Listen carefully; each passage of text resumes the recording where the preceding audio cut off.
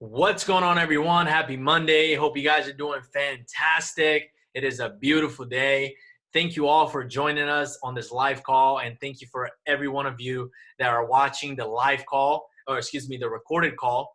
For those of you that are brand new to our call in our community, we are the WAVEMAKERS. We're a community of people dedicated to creating positive waves of change for themselves, their community, and the world. So if you're here, we all have something in common, and we all want to grow. We all want to improve our lives, right? And that's why we're here right now. I believe that constantly working on who we are as humans and asking ourselves the right questions can guide us into having a better life, right? And we're gonna do this about 15 minutes myself, 15 minutes Mike, and then we're gonna open the call for anyone to pick up the mic and share anything that's in their heart, right? We want you guys to bring whatever you have in your mind and your heart that can also add value to the call. Any questions, please drop it on the chat, okay? Specifically tonight, guys, I want to speak about two things, okay? I want to speak about, first of all, the fact that people are scared to change right now, right? And it's so apparent because we're going through very changing in troubling times right now in the world, and we are too comfortable, okay? Because we don't like challenges, right? And I think it's an innate human thing to want things to be comfortable and just perfect.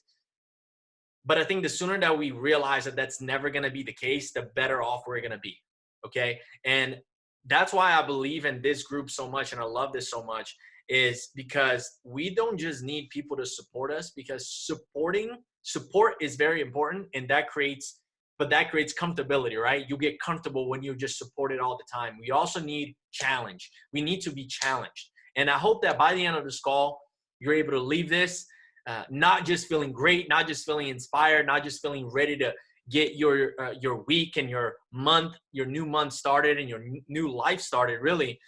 But you're leaving here challenged to improve, challenged to grow, right? So I think the first thing that is really important for us to think about is, do you want to improve and do you want to grow?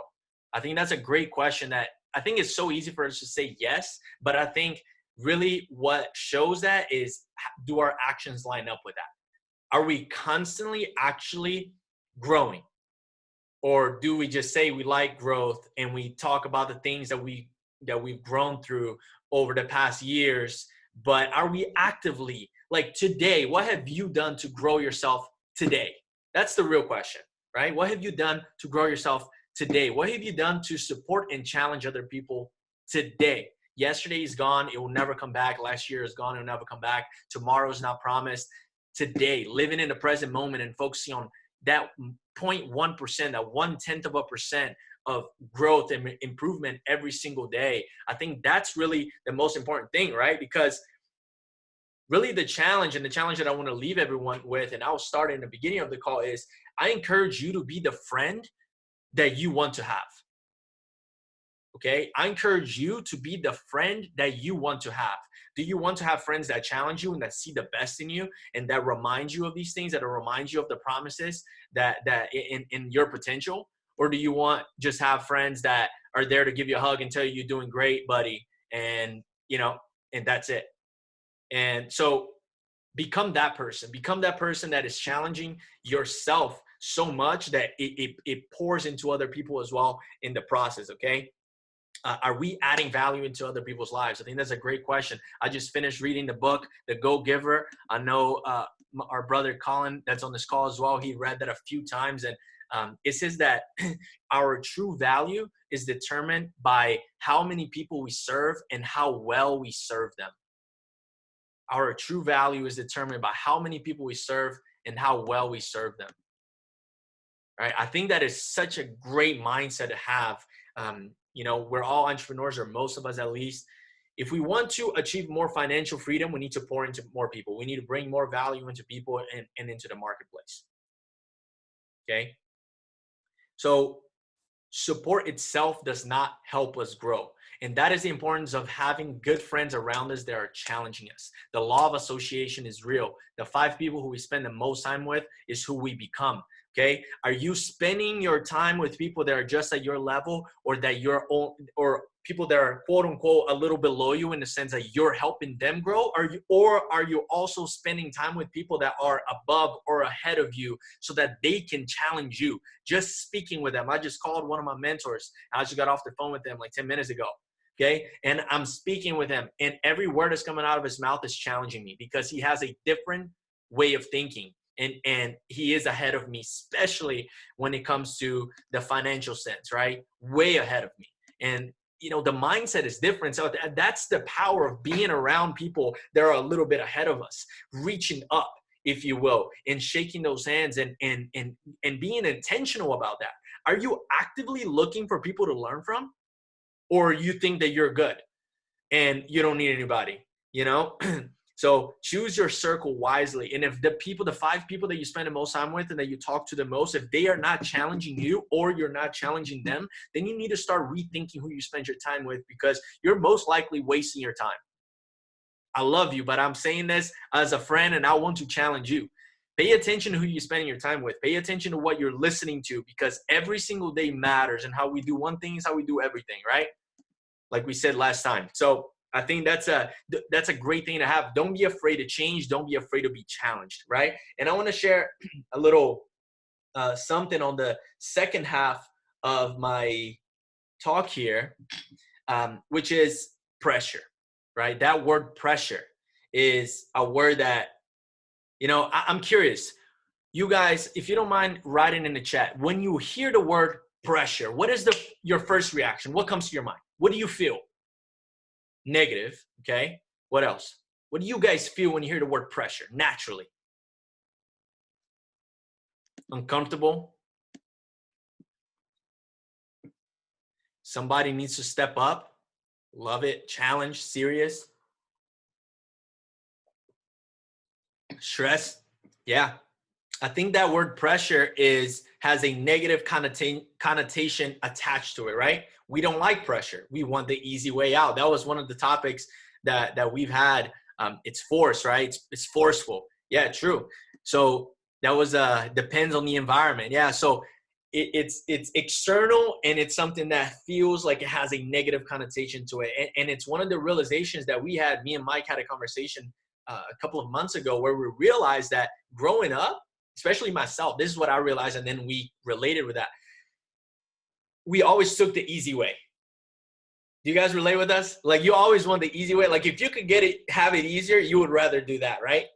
Because it's an obstacle, right? Exactly, Aaron. So I think it's time that we redesign and give a new meaning to that word pressure.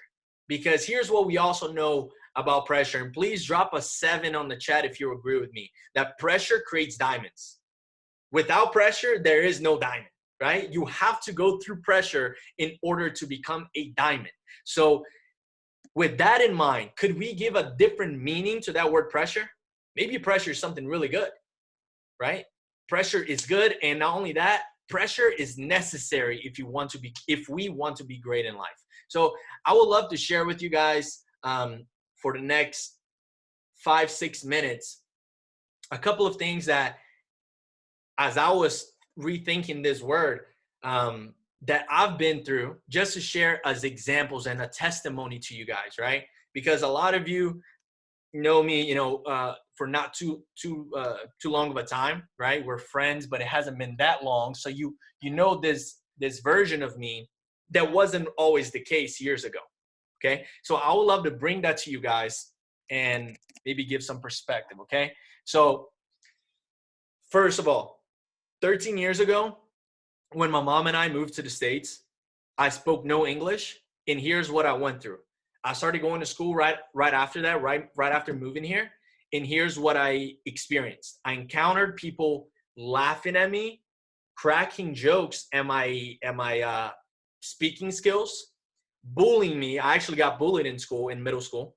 Okay, and I mean, just a lot of things that you see as extremely negative, right? And it was not fun at the time. I'll tell you that. I remember crying for almost the first whole year of being in the States. It sucked. Okay, I really mean that. Like, I wanted to go back. I did not want to be here because of that, right? So, but here, so what was that? That was pressure, right? 13 years later, now I'm a public speaker. Now people are coming to me asking how they can become a better speaker.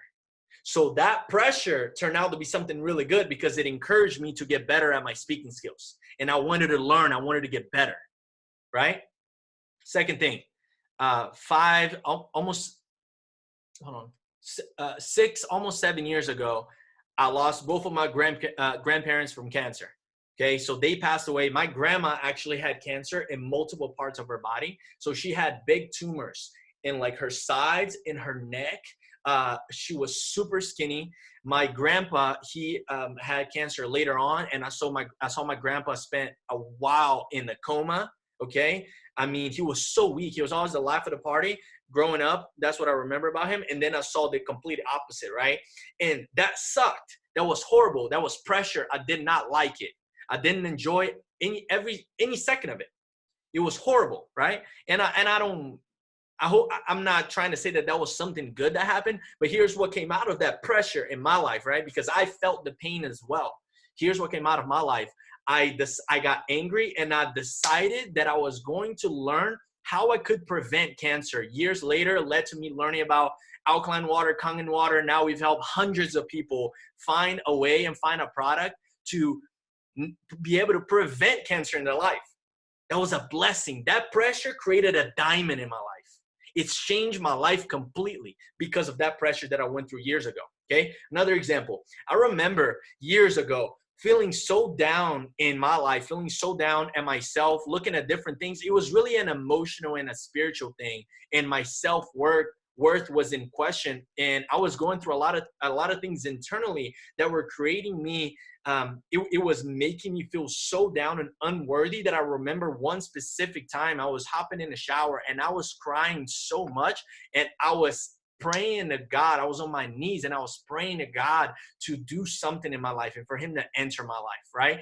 And I remember that was a pressure because of all the other things that were going on in my life.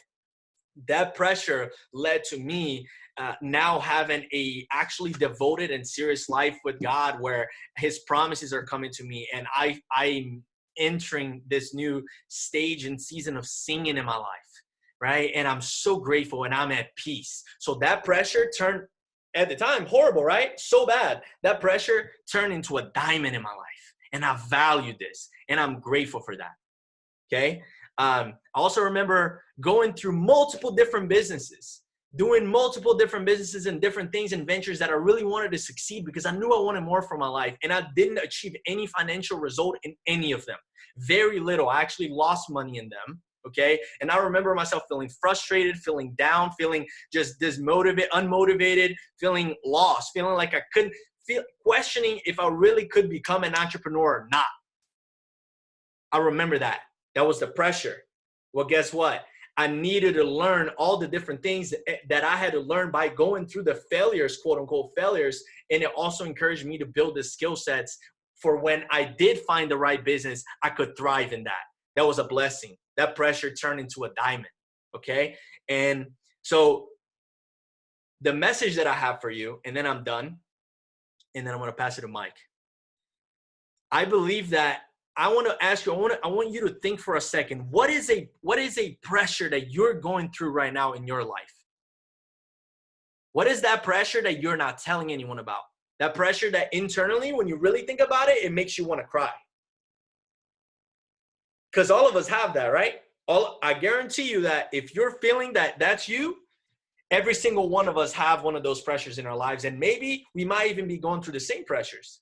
Okay, we all have them. So think about that for a second. That pressure right now, can you see that pressure becoming a diamond right today? If you're going through the pressure right now, can we see it while we're going through it? Absolutely not. We can't. How could we? Because we're living through it. We don't have the ability to see the future yet, right? So if that's you, here's what I want to give you. Here's the message that I want to leave you with. I believe that it is time for you to think back as well, just like I did. I had to think back. What were some pressures that maybe you went through before that God delivered you and that turned that pressure into a diamond in your life? Do you have some of those as well? Drop a 7 if you have some of those in your life. Do you have some of those? If you really took the time to think of some things that were pressuring you and that was forcing you to grow, and God delivered you and turned into something amazing in your life, something that you can be proud of and grateful for because it turned into a diamond. We all have them, right? So here's my message to you. And I hope that this touches your heart and that you never forget this for the rest of your life. I think it's time that we stop complaining about the pressures and we start thanking God for the pressures. Because of the pressures is the reason that we're becoming diamonds. Do you want to be a rock or do you want to be a diamond? Because if you want to be a rock, yeah, hate the pressures. Don't invite pressures. Don't embrace the pressures. But if you want to be a diamond, embrace the pressures. They are building you into your greatest version. So that was a message that I had in my heart. I hope that this inspires you guys to maybe see what you may be going through from a different perspective, different lenses of love, and lenses of inviting and embracing the pressures that you're going through, knowing because of what you've been through in the past, that this too shall pass, and this is just a season in your life, and that pressure will turn you into a diamond. All right? So that's what I have. I'm right at 15 minutes. I was on the dot. So, guys, thank you for your time. That being said, I want to pass it to Mike Batanti. I know that Mike is someone that has also been through a lot of pressures, and this man is a diamond, and he's continuously sharpening himself every single day.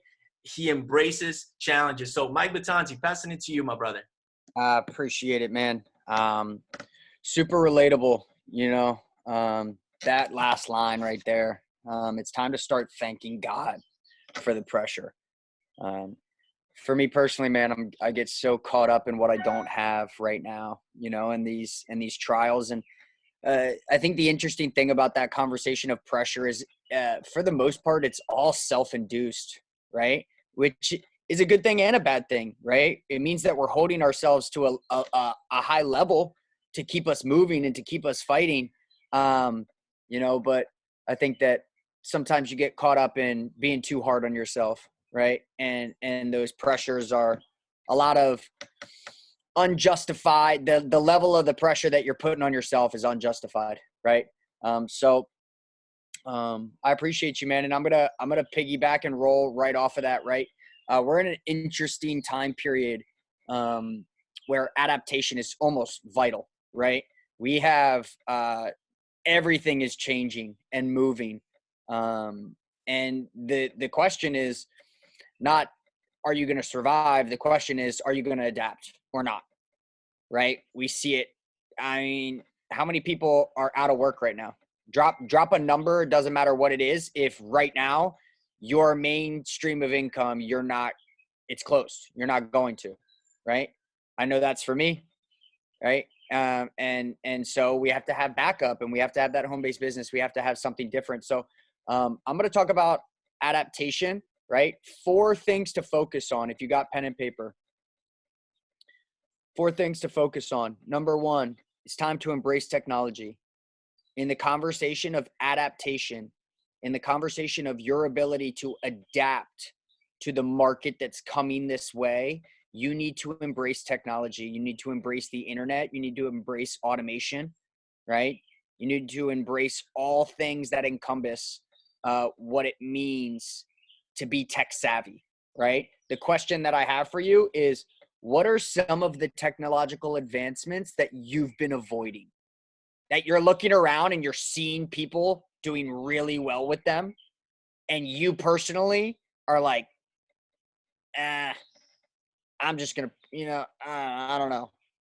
For me, like the lead gen, I see so many people do great with internet marketing and lead generation. And I friggin' am just so stubborn. And I have moments of stubbornness, and I am sitting there like, I don't know. I just keep attraction marketing, right? It's not enough. It's not enough. I need to adapt, right? The second thing to focus on with adaptation is you need to learn to live comfortably in uncertainty. You need to learn to live comfortably in uncertainty. Why? Because when we're a part of something like what's going on right now, very few people have the answers. The people who we used to look for the answers just laid off 80% of their work staff. Grant Cardone just laid off almost everybody, right? And like these people that we're following, like they're being forced to adapt. And it's uncertain. Very few people know what's going on. So how comfortable are you in that uncertainty? Right? It's a question to ask yourself. The third thing with adaptation is you need to focus on value. And this is a beautiful concept because what me and Nikki T have been learning is that should be the focus. Like before coronavirus, that was the focus. Before anything changed, that was the focus. And long after things change, that's still going to be the focus. Is what value are you providing to people? And here's the trick. You ready? Here's the kicker. What value are you providing to yourself? And that's the question I had to ask myself. I can do a whole bunch of things that make me money. I can offer a whole different types of value to people. The other night at 2 in the morning, a good friend of mine from home called me and she was like, Mike, like I'm freaking out, man. Like my parents aren't in the best health and I'm starting to feel sick. Like I'm starting to feel like I might have it and I might bring it home. And I was like, and for 45 minutes, I talked her off the ledge and I talked her to a place where like she was able to go to sleep. And she hit me up the next day and she was like, yo, no joke. Like you should go into counseling. And I sat there and thought to myself, like, okay, I could do that and offer value. Like that was great. But it reverts back to the kicker of, does it bring me the most value that I'm seeking, right? There's two sides to that coin. Yes, I want to provide value, but I also want to feel fulfilled in the value that I'm providing. I just don't want to, be throwing gems out there. So that's the question for number 3 is, what brings you the most fulfillment? That needs to be the priority question in front of how am I going to provide value to other people. First, what fills me up? Because in my world, there is nothing more valuable. There is not one thing more valuable than spending my time doing the things that fulfill me. Right? But we know that the more we help people get what they want, the more we in turn get what we want. So there is a way to intertwine them. But you need to ask this question first, is what brings me value? What world do I want to live in? So that I can then be the most authentic and true self to dish out the type of value that is going to naturally flow through you when you're in alignment, right? And the fourth one, I want you to double underline it as soon as you write it down, is move quicker. Adaptation. Guess what? You need to move much quicker than the pace that you're moving. You are a snail. We need you to be much faster. And when I say we need you, I really mean to say you need you to start moving much faster, right? So let's transition. Yep, Colin, take massive action. But before we take massive action, here are a couple things that you need to start focusing on so that you can move as quickly as possible, right? We're talking about an adaptive world where you need to be on your game, right? You need to be embracing technology, learning to live in uncertainty and be comfortable in that place of transition.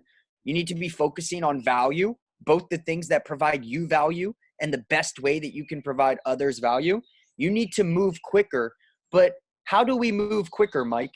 How do I start teaching myself to move quicker?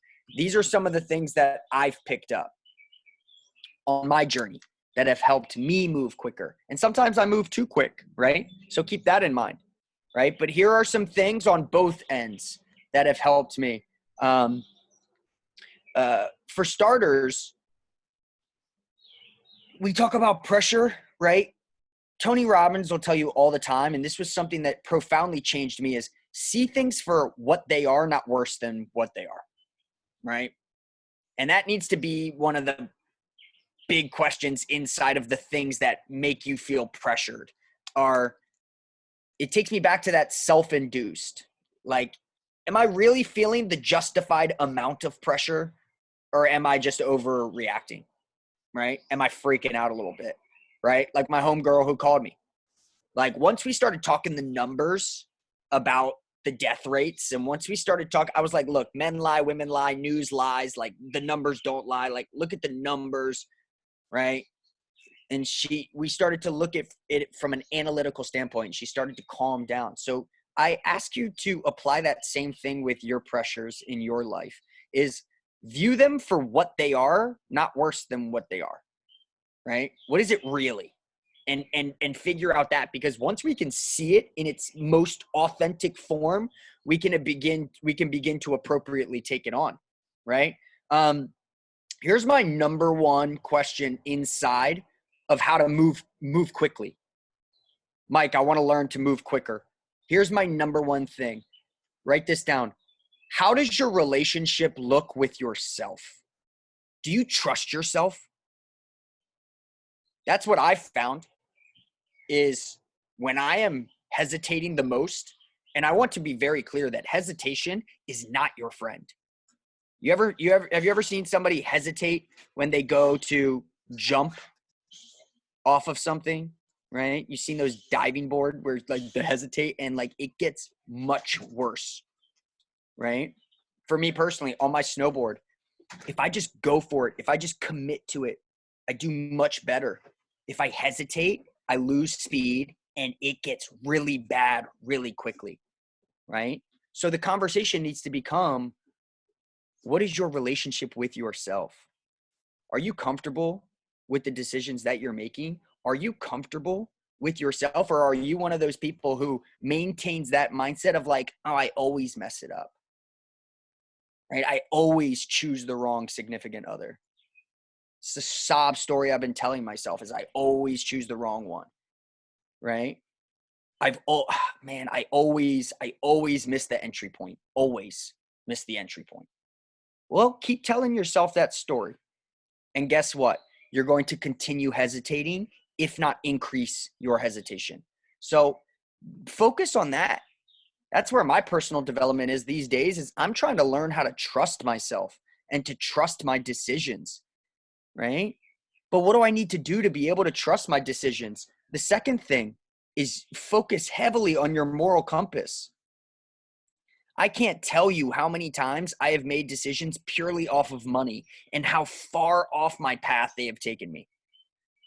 I can't tell you how many times I have gone against the things that I truly believe in to my core because of some exterior factor, right? And makes it hard to trust yourself when you're going against your morals and your compass, right? When you're wishy-washy, when you're hot and cold, right? I had a leader in network marketing tell me, Mike, people don't follow people. People don't follow people who are hot and cold. People don't follow, because you know what hot and cold means? It means inconsistent. It means that leader is inconsistent. One day they're in, one day they're not. And I've been that so many times in my life, right? And if you're going to be inconsistent in anything, you better make sure it's not your moral values that you're compromising, right? You want to talk about getting to a place where you really don't trust yourself? Let's talk about that. Is like, even when you know it's wrong, you do it anyway. I wouldn't trust that person. And that's the hard part, is sometimes the person I don't trust the most is myself, right? That leads to hesitation. That leads to slower movements, which leads to disabled adaptivity, right? Not good. But if I can learn to trust myself through developing my moral compass and developing myself and getting to know myself better and spending that time in month one of self-love, right? I can bring myself to a place to effectively create a plan. If you know me, if you've been following me, I preach it. 80% of getting to where you want to be is knowing like exactly where you want to be. I spend 80% of my time on the blueprint on the outline so that I can write the paper in 45 minutes instead of trying to write the paper while I'm looking up the quotes and trying to get the citation and the bibliography. Like, no, my outline, it has it all mapped out, everything. And yeah, some things are going to change. That's adaptation, right? Some things are going to be moved around into different places. But if you don't have the framework, then you could spend so much time walking in the wrong direction, right? We've all done that before. And then the last one, right? So I got to adapt, man. I got to make quicker decisions, Mike. What do I do? All right. I got to a place where I actually trust myself and my decision-making through repetition and consistency. I know my morals, my values, and I don't waver on my morals and my values. I stick to that, right? I know where I want to go, and I actually have a decent blueprint of the direction in which I want to go, right? And this comes from my father, is once you have those three, make a decision and never look back. Make a decision and never look back. The most unhealthy place that you can live is sitting on the fence, right? You're just going to get picked off. In war, if we stop moving, we die. That's what they teach you in war. If you stop moving, you die, right? So you got to be able to make a decision and never look back. But Mike, how do I make a confident decision, right? How do I make a confident decision? Well, do you trust yourself? You do? Okay. Do you know your moral compass, your values? You're unwavering on those things? You do? Okay, cool. You got a plan? You at least know the direction that you want to go to? Oh, you do? Okay. Are you ready to make a decision and never look back? Yeah, but you don't know which decision is the right one. Why don't you make a decision? And in that moment, Nikki T knows about this one. What if the second you made a decision, it became the right decision? What if that was the case, right? Not this hesitation of like, should I go left or should I go right? Like, just make the decision. And the second you do, it becomes the right one, right? And that's not to say that I'm trying to go here, but I go this way and I take the back end approach. If you're a believer of God, like, it doesn't matter which way you go. He's still going to deliver you to exactly where you're supposed to go and exactly the things that you're supposed to have.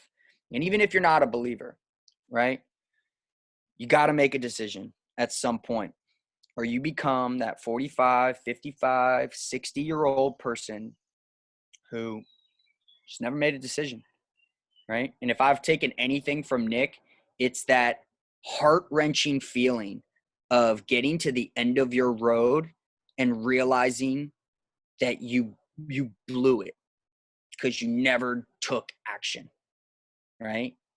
So I'm not only asking you to take action, I'm asking you to take much quicker action, because your ability to adapt to what's happening and your ability to thrive and your ability to be successful and attain some of the things that you're trying to attain, they genuinely rely on you making decisions, right? So it doesn't have to be this free-for-all of like, you're just running with a chicken with your head cut off. Learn how to trust yourself. Dial in your morals, your values. Don't waver on those things, right? Those are the things that we hold true no matter what the deal on the desk says. No matter what that number is, you don't waver on your morals and your values, right? You create a plan that you can be more confident in, that has direction, that has purpose, that has effectiveness, and you don't look back, right? That's what I got for you guys. Appreciate you listening. I went a little bit over. I'm about 2 minutes over, but we'll be okay. Yeah, so I love you guys. I appreciate you guys hopping on. I hope you got some value. And, you know, do us a favor, and if you got value, invite a friend next week to Monday Mindset, right? Let's grow this community. We're going to be dishing out nuggets left and right. And more importantly, we have some huge speakers lined up who are wildly successful, who are going to take the mic and come in and drop nuggets. And I can assure you, you're going to want to be here for that. So Nikki T, I'm going to pass it back to you, bud. I love it, brother. That's it for the recording, at least. Thank you guys for being here with us. I hope that you're able to take something from this, and most importantly, go do what Mike said. Go act on it, right? Make a decision and act. So thank you for joining us. Much love.